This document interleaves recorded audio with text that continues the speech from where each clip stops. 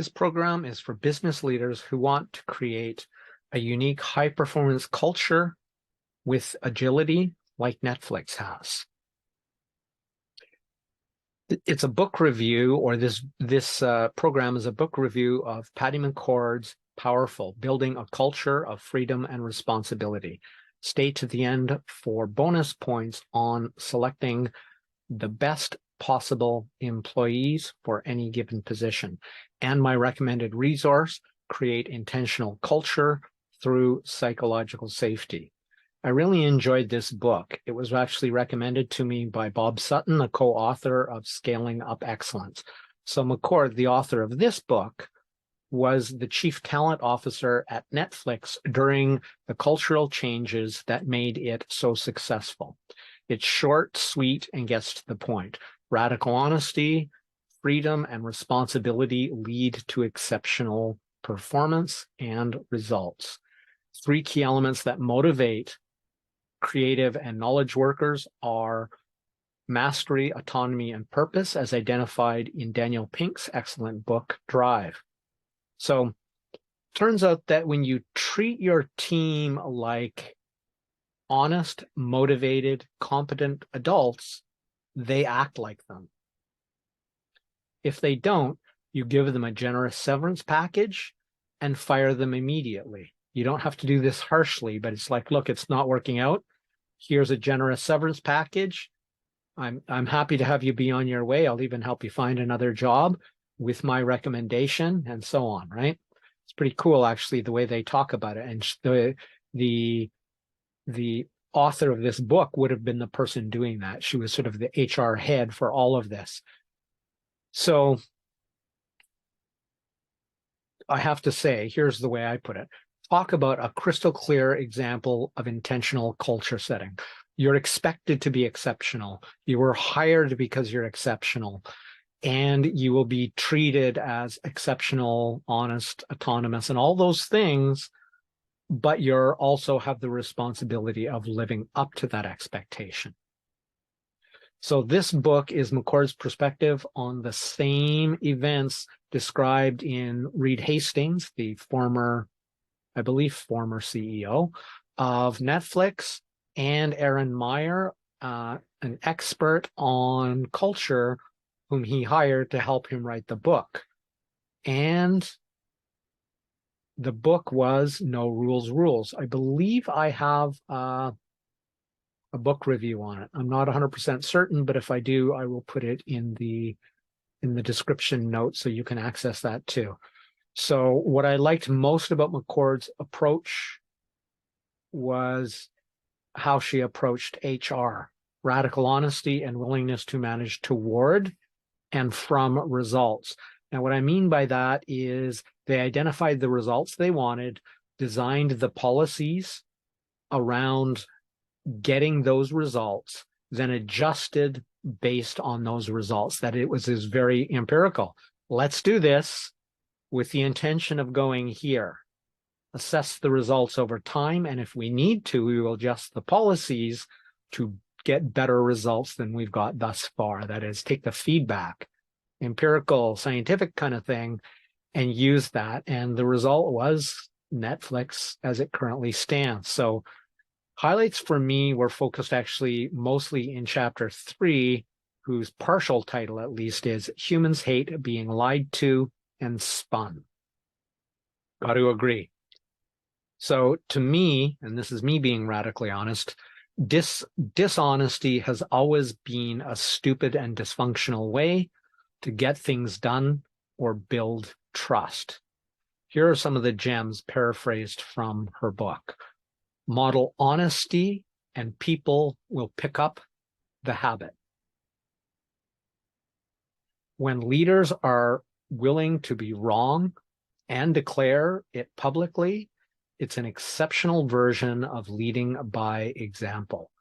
Companies that actively foster honest feedback from below have shown a 270% higher return compared with those that don't over a 10-year period.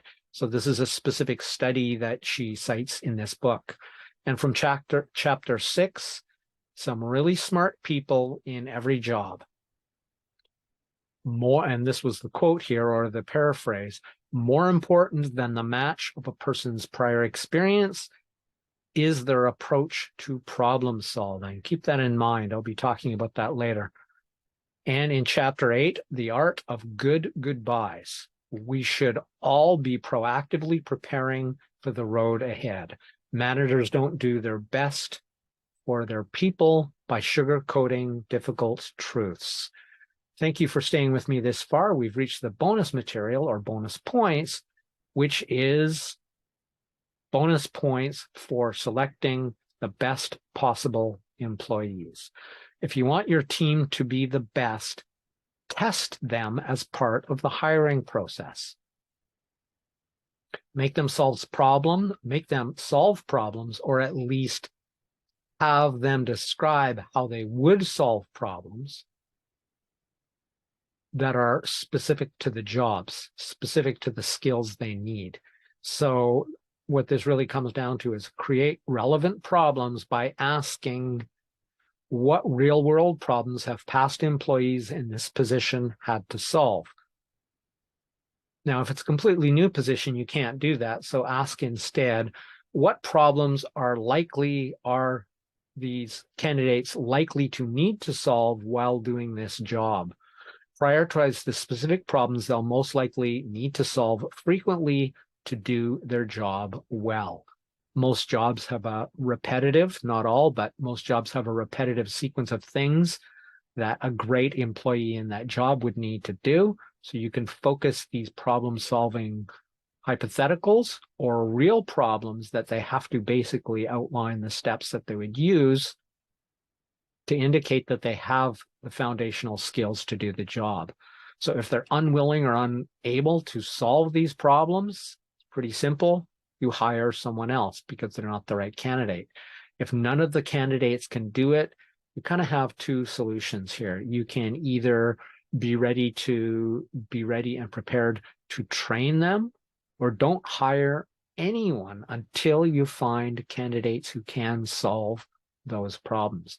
An alternative is to hire one or more of those candidates who seem to be the best fit based on the problems that they solved, or at least did their best to solve, and seem to have the most capability, and hire them on a 1 to 3 month trial period, which could be extended if necessary. But the idea is, if you've decided to hire someone you're not certain can do the job, hire them short term with the understanding it's only short term and there's no promise for continued employment because it's contingent on their ability to do the job at that level and at the beginning.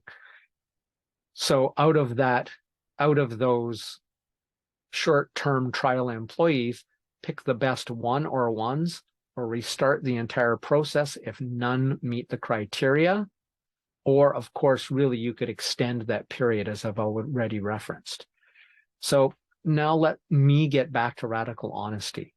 You're getting screwed by a lack of radical honesty in your own company. Unless you're a company that practices the kind of radical honesty that McCord talks about in this book, and most don't, then you're not getting that from anybody.